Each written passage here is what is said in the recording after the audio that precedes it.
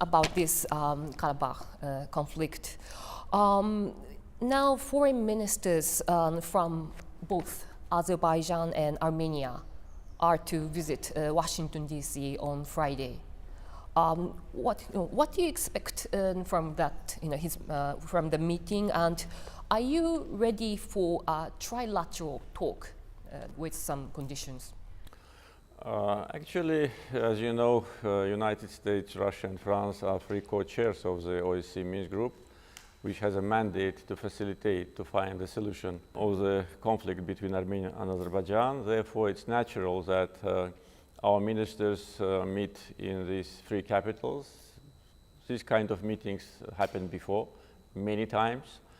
And you know that they've been also visit in Moscow and meeting in Moscow. So it's a continuation of the discussions on the peaceful settlement of the conflict. Of course, now situation on the ground have changed. The status quo no longer exists. The line of contact also does not exist. Therefore, of course, I think that now Armenian leadership must be more reasonable and to commit itself to liberation of the occupied territories. So our main objective at these discussions will be to find out whether Armenian leadership is ready to liberate our territories or not, and if ready, then when. Are you also invited to Moscow by President Putin? No. Oh, okay. If invited, are you ready to go? I've been many times invited by President Putin, and I visited Moscow many times, sometimes even some years, even several times a year. Therefore, it's obvious between partner countries and neighbors, these high-level contacts are common. And President Putin also visited Azerbaijan many times. If there is any progress on Friday between the ministers, is it possible to have a trilateral meeting in Moscow with Armenian Prime Minister also joining?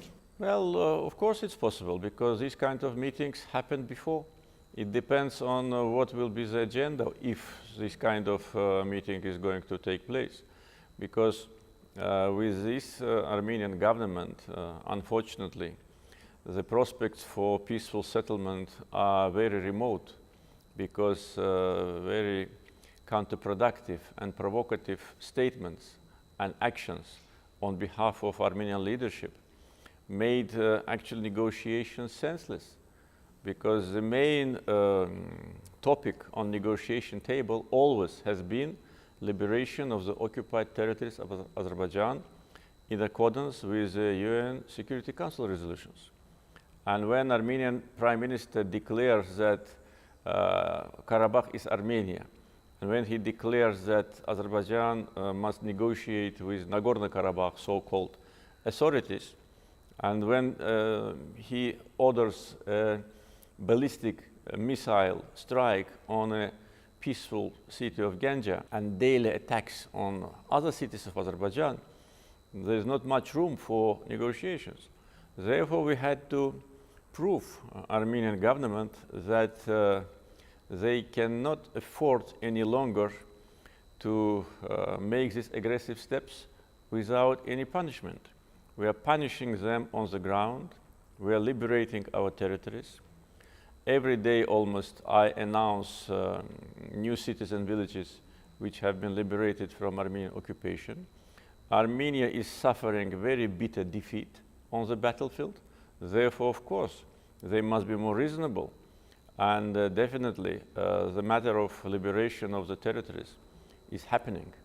We wanted to achieve it through peaceful talks, but due to Armenian unconstructive position and provocative steps, it was not possible. Therefore, we are now liberating our territories on the battlefield.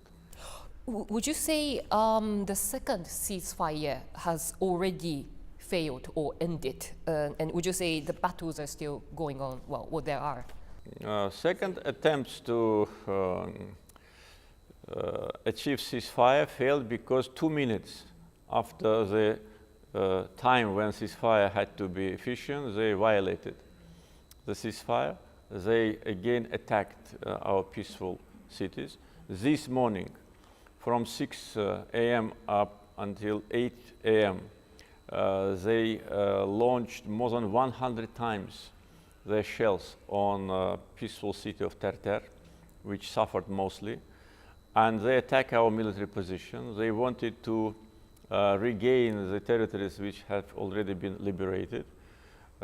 As you know, after the first attempt of ceasefire, in less than 24 hours, they attacked from the territory of Armenia with ballistic missile, second largest city of Azerbaijan, Ganja, which is a war crime, and the Armenian government will be responsible for that. So they violate ceasefire. I always said that ceasefire cannot be achieved unilaterally. If we are attacked, we must not only defend ourselves, but also launch counterattack. And I can tell you, after they violated ceasefire second time, we liberated the city of Zangilan and many villages. So the more time passes on the battlefield, the more territories we liberate. Therefore, Armenian government should think seriously about their behavior and make a strong commitment if they want the ceasefire to be efficient. First, not to violate it. Second, not to attempt to regain the territories which we already liberated, and make a commitment about liberation of occupied territories of Azerbaijan. The ceasefires so far had been for humanitarian purposes, including exchange of captives and bodies. But so, do you think that means, ceasefire? Maybe there will be another one, but it will be over once exchange of captives are done. So would it be a substantial ceasefire that will hold, or is it just a permanent, temporary one? Well, if there is any. Yeah, it was announced on humanitarian grounds, and also, as you know, in Moscow Declaration, there was a reference to substantive negotiations and to the fact that the format of negotiations is unchanged, which means that there'll be no more attempts from Armenian side to try to integrate so-called Nagorno-Karabakh authorities on negotiation table. This was rejected by us and by the Minsk group. Therefore, of course, if Armenia commits to negotiations and with a strong commitment to liberate the territories, which they so far did not announce, then this ceasefire will be long-term, because we want to resolve this problem peacefully. But if they will try to use ceasefire in order to mobilize their resources, in order to get additional foreign military assistance and to launch a new attack on us, of course, this ceasefire will not last long. It depends on them.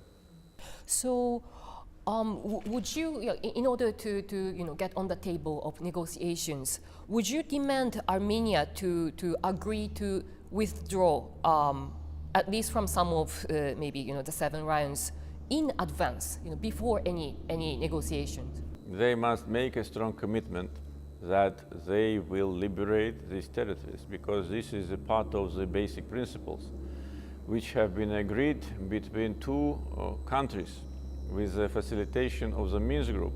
And basic principles say that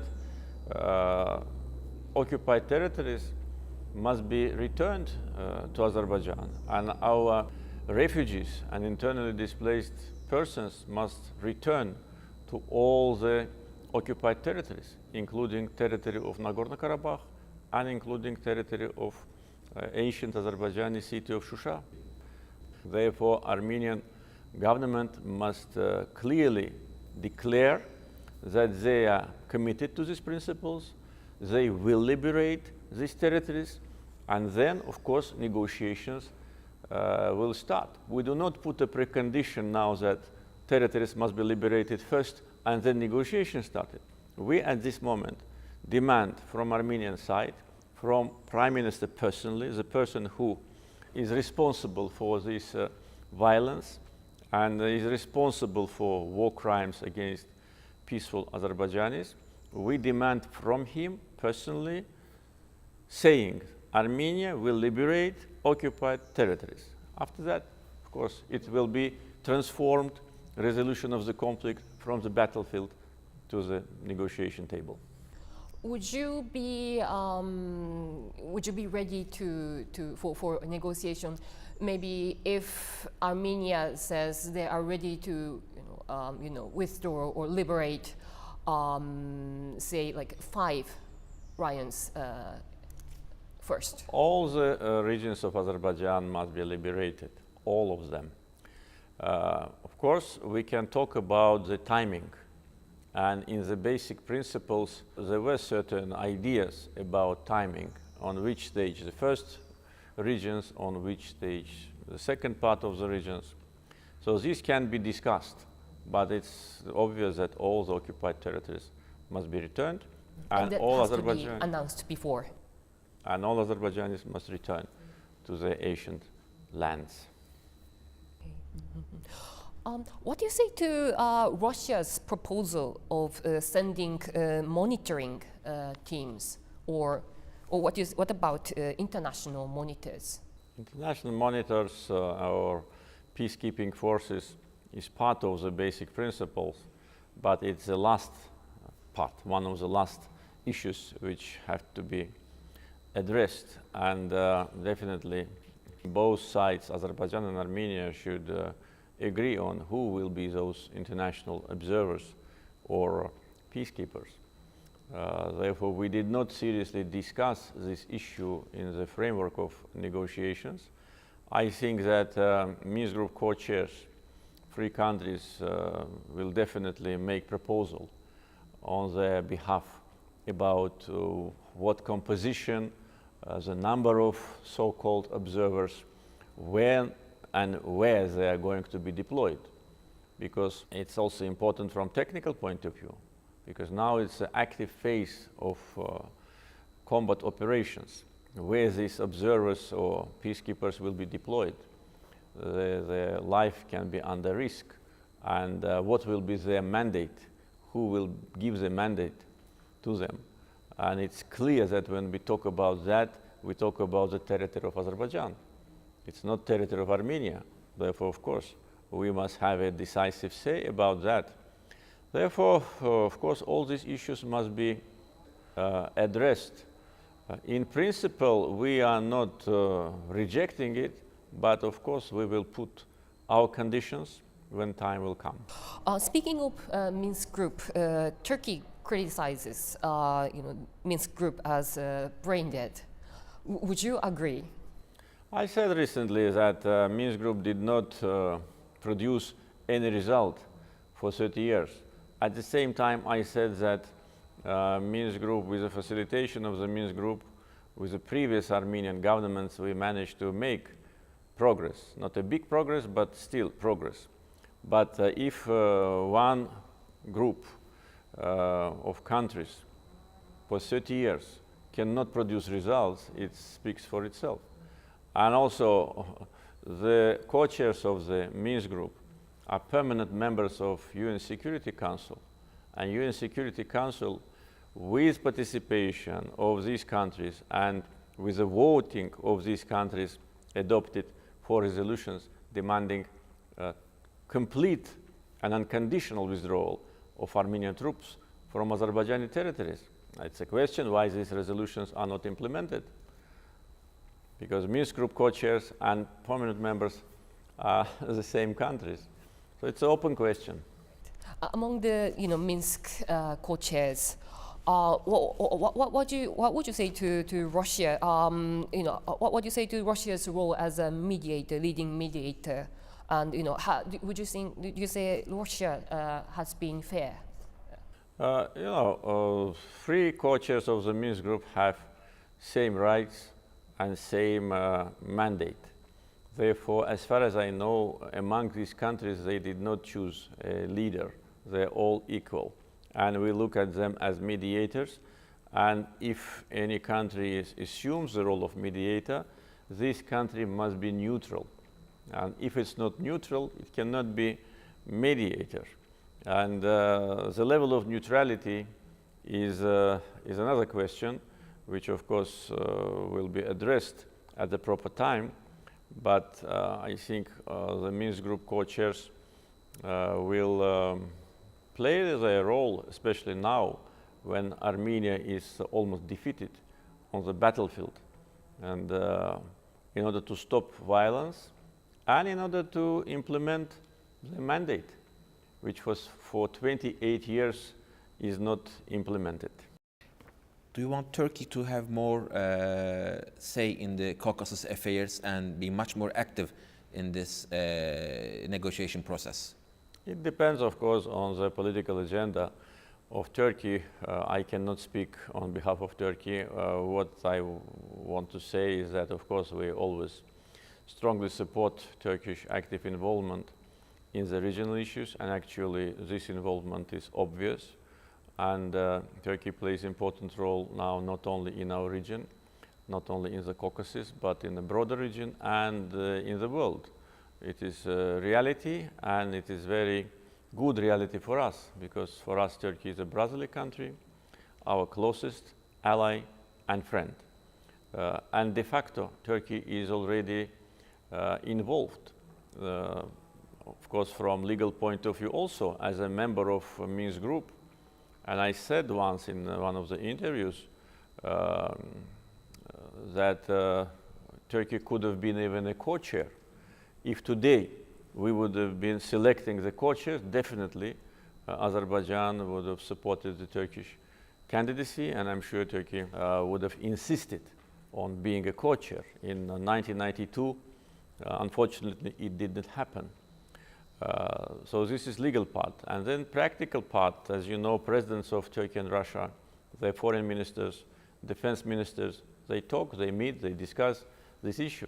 Therefore, if somebody says that Turkey should not be there, as Armenia says, it's none of Armenian business. Turkey is already there and must be involved, and because it will bring stability. And also, Turkey, I think, is the only country which has a border with 3 Caucasian countries. No other country has a border with 3 of them. So then, of course, Turkey must be actively involved. Turkey is involved, and we strongly support it.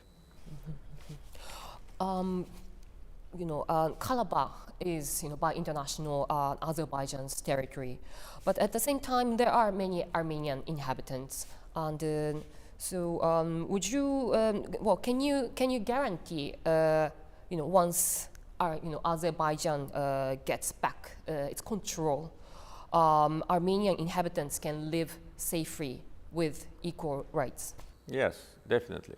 And I already many times during this active phase of the conflict made statements on that those Armenians who live in Nagorno-Karabakh are our citizens, and their security, their rights will be totally provided as long as with the rights of all other people of Azerbaijan. And I can tell you that today in Azerbaijan we have thousands of people of Armenian origin, unlike Armenia, where there is no Azerbaijanis, and 99% of Armenia are ethnic Armenians.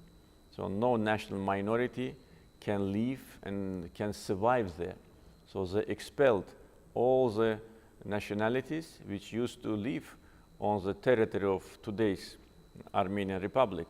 The biggest community were Azerbaijanis.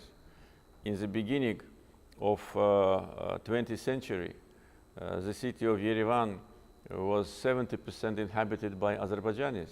They destroyed all our historical religious monuments. They destroyed the traces of Azerbaijani culture, not only in Yerevan, but also in many other regions of today's Armenia. And by the way, Azerbaijani Democratic Republic, which was established in May 28, 1918, on the May 29th, decided, unfortunately, that was a big mistake, and which cannot be justified, decided to give Yerevan to Armenia as a capital. So they destroyed all our religious and cultural heritage. They destroyed our mosques. They destroyed our monuments. But here in the center of Baku, there is Armenian church with many Armenian books. And many Armenians, thousands of them, live today in Baku and in other parts of Azerbaijan. With respect to the point that you said that there are many Armenians who live there, according to our information, the real population of territory which is occupied, including former Nagorno-Karabakh Autonomous District, is around 65,000 people. It's not a big community.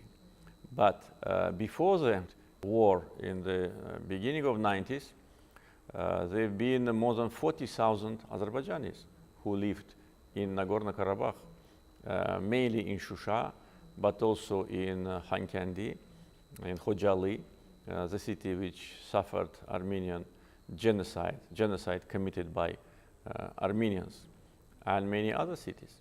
So they committed ethnic cleansing against us. We never did it. And even during these clashes, we did not respond the same way.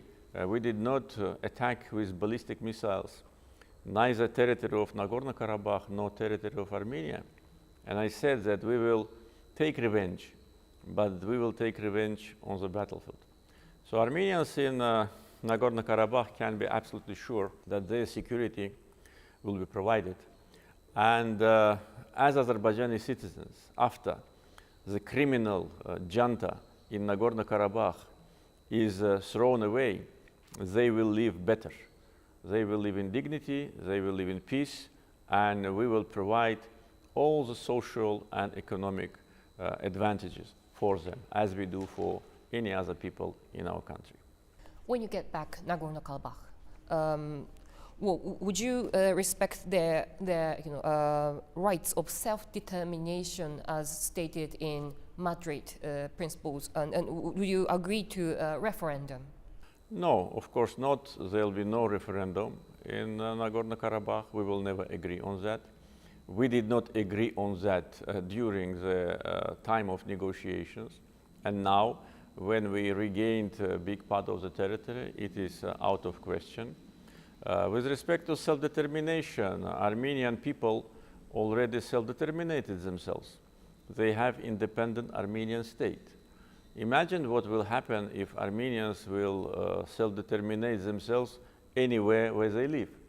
How many small Armenians will be in the world? This is a counterproductive approach.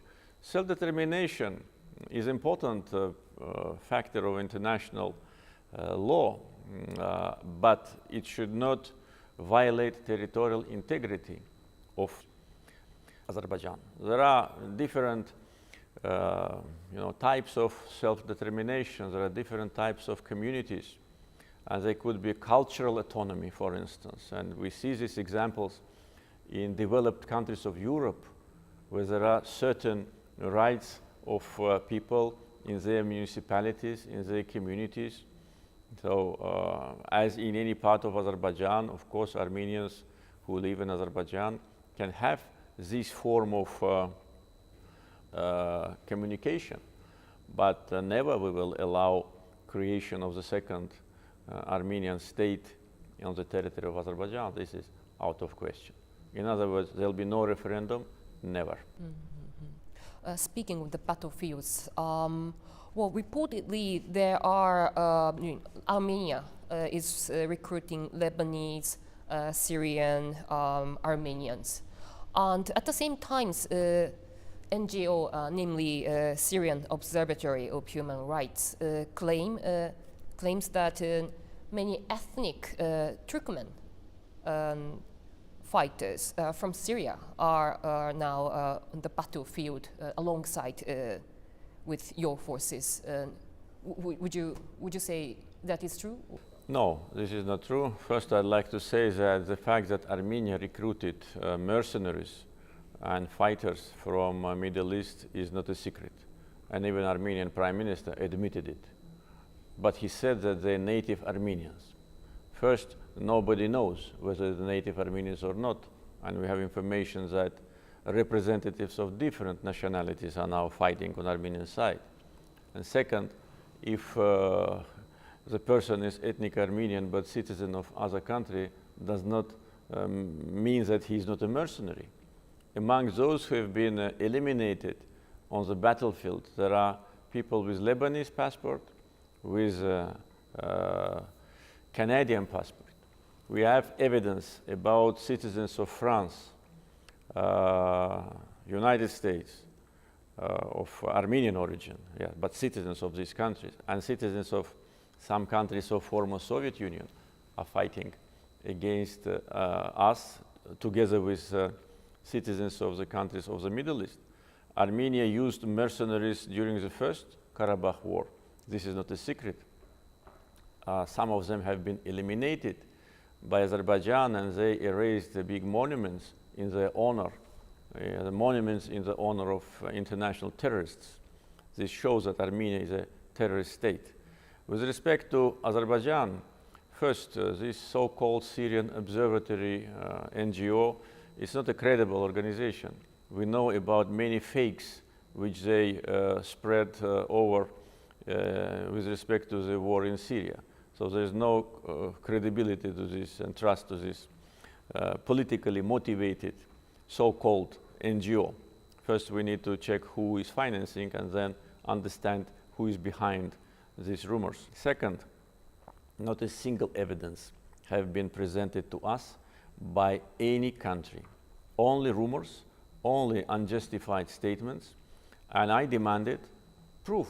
I said, okay, now it's more than 20 days that we are in the active phase of the conflict. Where are the proofs? Give us the proofs. No proofs. Therefore, these rumors must be stopped. Azerbaijan is fighting itself. We don't need any foreign fighters. We have enough people, enough soldiers and officers in our regular army.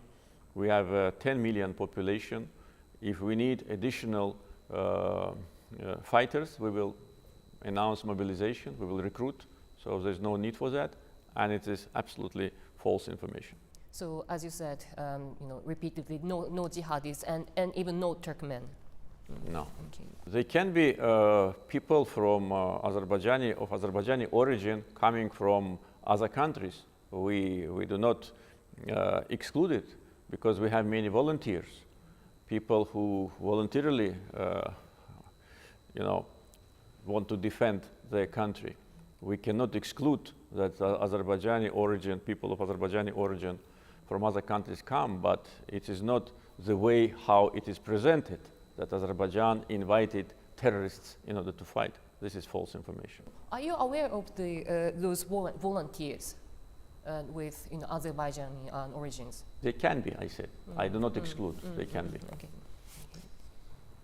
But we receive many requests and many letters from Azerbaijanis who live outside to come and to fight for their historical motherland. But our position is we don't need it.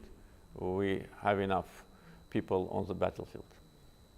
Japanese companies joined the oil and pipeline projects of Azerbaijan. They're investors here. Do you have concerns over the security of the pipelines? And is there any risk of postponement of the TAP pipeline, which is going to be opened very soon within this year? No, with TAP pipeline, everything is on the schedule. It is already done. It's a matter of maybe some additional weeks, not months, for official opening of TAP. Everything is ready at pipeline. It's a historical pipeline from Baku to Europe has been completed. With respect to other pipelines which we have, and particular oil and gas pipelines on the territory of Azerbaijan during all these years since 2006, when Baku-Tbilisi-Ceyhan was commissioned, we didn't have any accident. Our pipelines on our territory are duly protected. But of course, we heard threats from official Armenian representatives that they will attack our pipelines, they will attack Sangachal terminal, which is an important terminal for oil and gas transportation. But this is also part of their terrorist nature, because they openly declare that they will attack civilian infrastructure.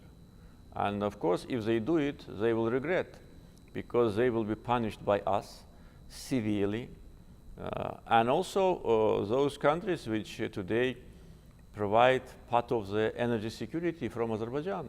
What will be the reaction of those countries? Billions of dollars have been invested in these pipelines. International banks, all the leading international banks like World Bank, EBRD, Asian Development Bank, European Investment Bank, and other banks invested. So the Armenian leadership should think twice about this kind of option. And of course, as I said, Azerbaijan itself will punish them severely, and I don't think that they will even dare to do this, another war crime. Since it's a very rare occasion for us to meet you, let us ask a couple of questions about the future of the country in general. Yes, of course. Azerbaijan is the first commercial oil producer in the world. Yes, that's true. But how do you think the country will transfer to the post-oil era? And then, do you have any expectations from as to which how Japanese companies might be involved in that? Yeah, of course, we have an agenda of diversification of our economy, and this process is successfully continuing. Even this year, though our GDP is going down, not very seriously, it's less than 4% decline so far.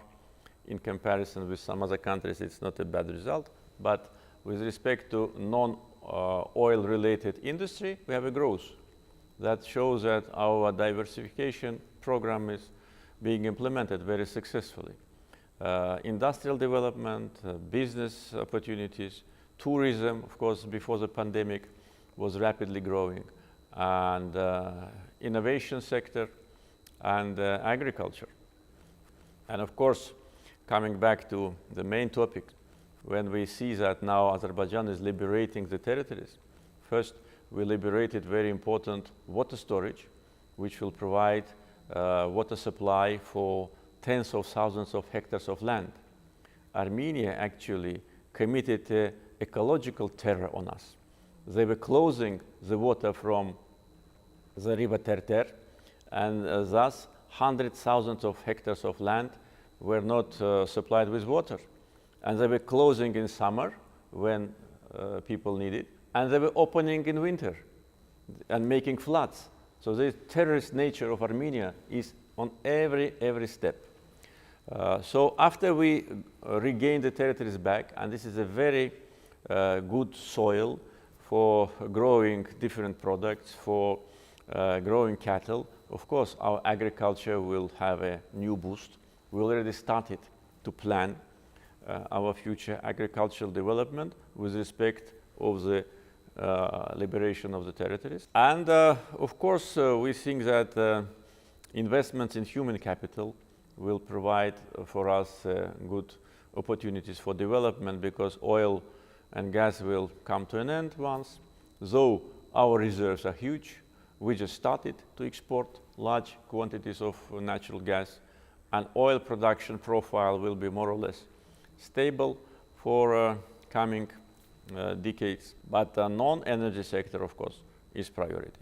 With respect to Japanese companies, they're very active here in the area of energy. With the loans from Japanese banks, we built 2 big power stations in Baku. The capacity is close to 800 megawatts. So these power stations provide important part of our consumption and our export. We, by the way, export electric energy also.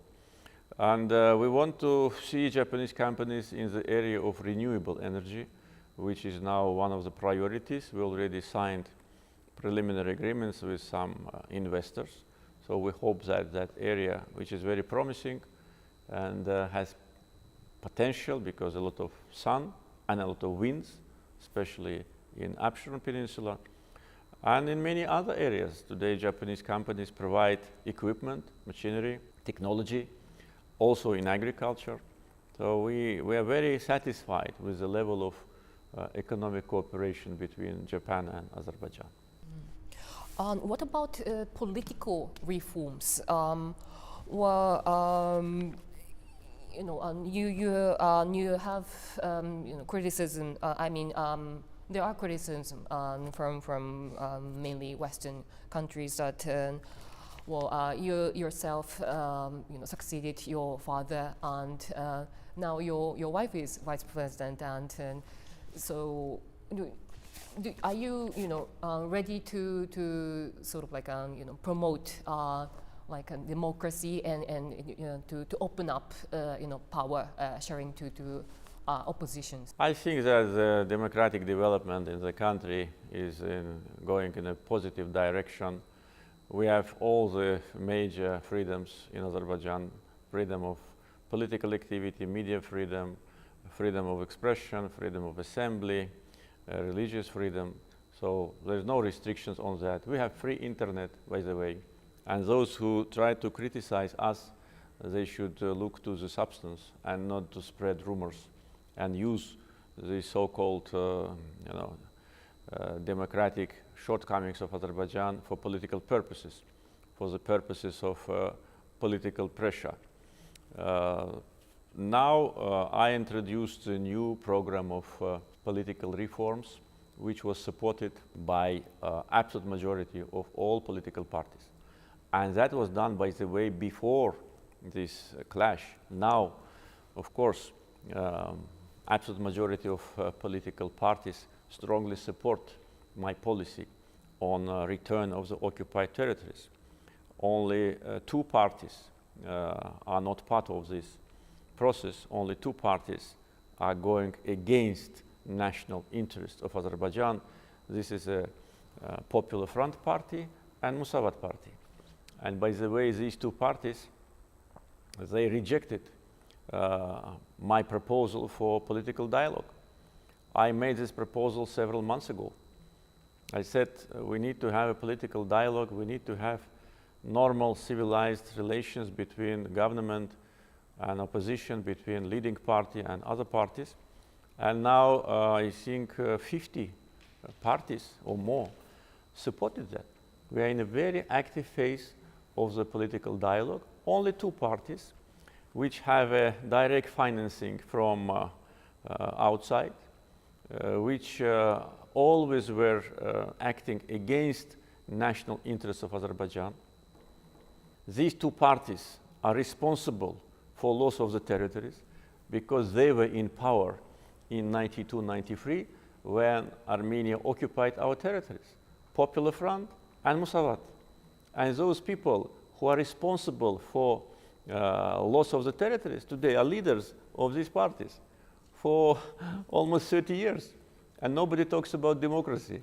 Nobody talks about how they keep this position for 30 years, almost 30 years.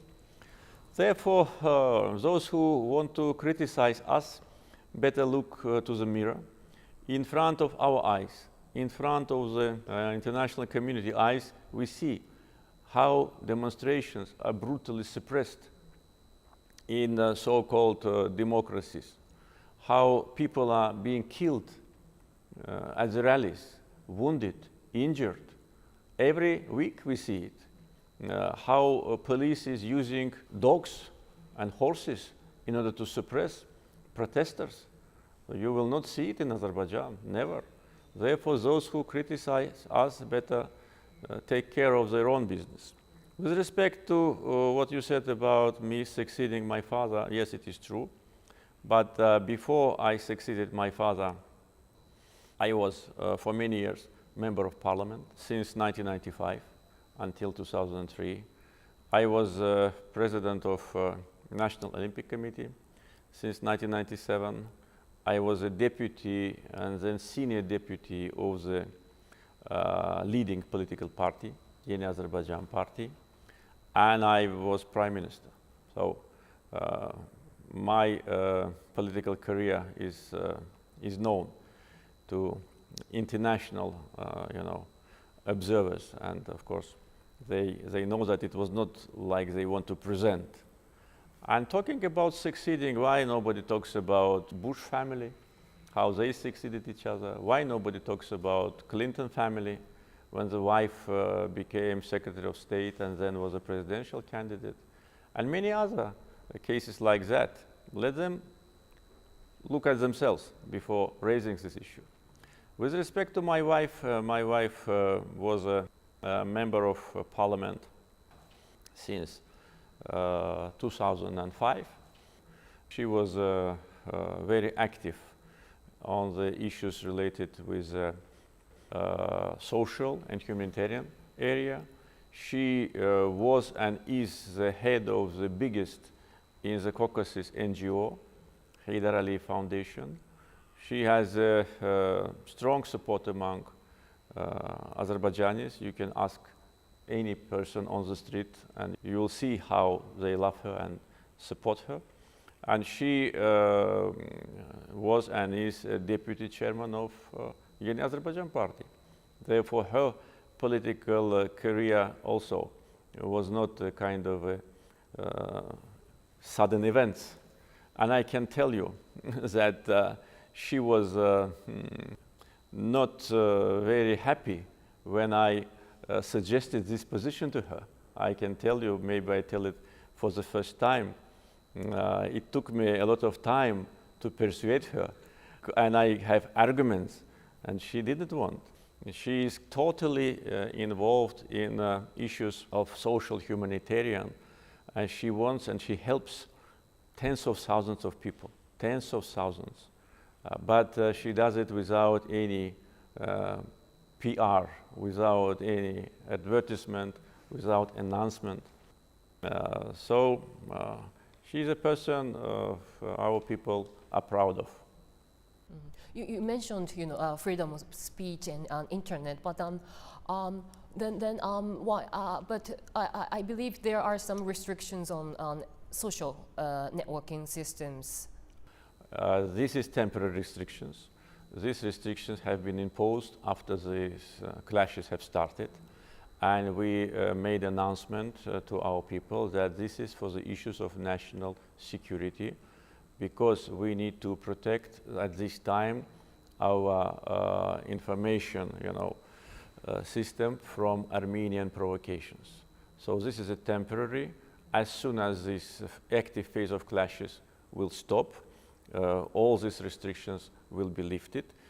But I can tell you that the level of penetration of internet is very high, and more than 80% of Azerbaijanis are internet users. So it is only temporary. Let me close with one final question, Your Highness. Let's finish it with a hopeful note. Are you hopeful for a peaceful solution? And what will peace can bring Armenia and Azerbaijan also, because Armenia is landlocked, borders are closed here, borders are closed on Turkish side, yes. Their economy is on decline. What can peace can bring to both countries? Yes, of course, peace will change situation in the region completely. And I hope to see the time when three countries of the Southern Caucasus will have cooperation. And now, for instance, level of cooperation between Azerbaijan and Georgia is very high. We are strategic partners. And with the current Georgian government, we have excellent relations. And we support each other, and we are good neighbors and good friends. And we implemented, look how many projects together. Oil transportation, gas transportation, electric energy transportation, railroad connection, Baku-Tbilisi-Kars, Baku-Tbilisi-Ceyhan, Baku-Tbilisi-Erzurum, Tanap, and many other. Azerbaijan is, I think, first or second largest investor in Georgia, along with Turkey. First or second largest taxpayer. And by the way, when in the middle of 90s, the issue of construction of pipeline was discussed, there were some proposals from the West to have this pipeline through Armenia. But Armenia should have then liberated the territories. And then the pipeline could have gone from Azerbaijan to Armenia, and then to Nakhchivan and to Turkey. And that was the shortest route. So if you look at the map, you will see how the pipeline goes. It's because to bypass Armenia. But Armenians thought that we will not be able to implement this pipeline, therefore they said no. And I think now they seriously regret. They became deadlocked because of occupation. They thought that we will not be able to build pipelines. They thought we will not be able to build railroads. They were always advocating for functioning of the Kars-Gümri railroad, which existed, but it was closed because our brotherly country, Turkey, closed the border because of Armenian occupation. So now Armenia is not landlocked, but they don't have border with Turkey because of aggression against Azerbaijan and because of territorial claims against Turkey. Maybe you don't know, but in their constitution, they have territorial claims against Turkey. One must be crazy now to have a claim such a powerful country as Turkey. But that's the substance of their ideology. And during the time of negotiations, there have been messages sent to previous Armenian government that if they put an end to occupation, Azerbaijan can implement different social and economic projects in Nagorno-Karabakh. These messages were sent through the Minsk Group co-chairs to previous Armenian president, and they rejected. Today in Nagorno-Karabakh, people live in poverty, total unemployment, poverty, and destroyed infrastructure. We were ready to invest, but we said, liberate the territories, and we will help you. Today, when we liberate the territories ourselves, definitely we will help those people, those Armenians who live in Nagorno-Karabakh, and of course Azerbaijanis who will return and to rebuild this area. But if Armenia makes constructive steps and liberates the territories, of course, we will open all the communications. I know that there is also, I heard about position of the Turkish government that they will also open communications if Armenia liberates the territories. Then the completely situation in the Southern Caucasus will change. Has Mr. Erdogan mentioned you about this intention? Maybe we did not discuss it directly, but of course we know that there's a position that the reason why Armenian-Turkish border is closed because of occupation. If occupation is lifted, the border will be opened. It is the official position of Turkish government, and Armenians know that. And without normalization of relations with Turkey and with Azerbaijan, Armenia has no future, because the market is small and is getting smaller, population is shrinking, migration is very high. According to our information today, real population, how many people are in Armenia? Less than 2 million. Less than 2 million. And it will go down because no job, especially now when they are deprived from those very productive lands in the occupied territories. If you see these images from the sky, you will see how they use our land for illegal products. They not only use our land, they use our gold mines in Kelbecer. And there are foreign companies whom we will sue in court if they don't stop. By the way, soon I think they will stop anyway. So they will suffer even more problems because they will be deprived from this important agricultural segment, and they will just decline. And we will develop. Our population is growing. Turkish population is 83 million. Azerbaijan population is 10 million. Armenian population is less than 2 million. They should think how they're going to live here in 10 years, in 20 years, in 50 years, if they don't be reasonable, if they don't put end to aggression. And they cannot afford this aggression any longer. And we showed them on the battlefield who is who. All the mythology about the brave army was a kind of a fake. The army is running.